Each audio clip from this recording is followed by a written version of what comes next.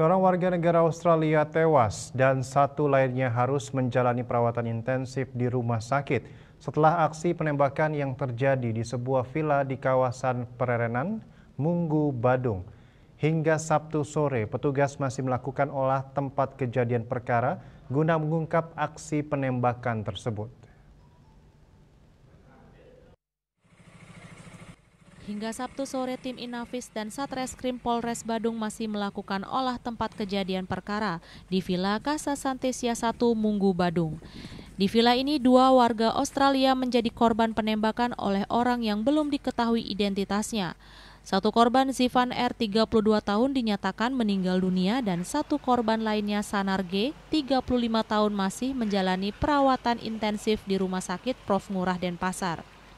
Sejumlah lubang bekas peluru juga terlihat di beberapa bagian bangunan villa. Kapolres Badung AKBP M. Arif Batubara Sabtu siang membenarkan peristiwa tersebut. Jajarannya hingga kini masih melakukan penyelidikan mendalam terhadap peristiwa ini, termasuk memeriksa sejumlah saksi. Namun pihaknya belum bisa memastikan motif dari penembakan tersebut.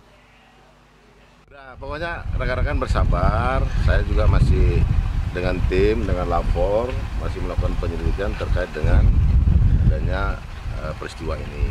Nanti kalau sudah terang benderang, saya akan informasikan kepada rekan-rekan sekalian. Oke ya? Ada CCTV yang diamankan nggak? Nah, sampai sekarang sabar, masih penyelidikan ya. Oke? Ini villanya disewakan berapa tahun? Nah, itu masih penyelidikan, sabar bos, sabar ya. Dan itu tadi kan tampak ada beberapa bekas tembakan dan sejauh ini memang di beberapa titik apa memang terpusat di satu tempat aja dah. Begini, saya belum berani menyimpulkan karena tim juga kan masih bekerja di dalam.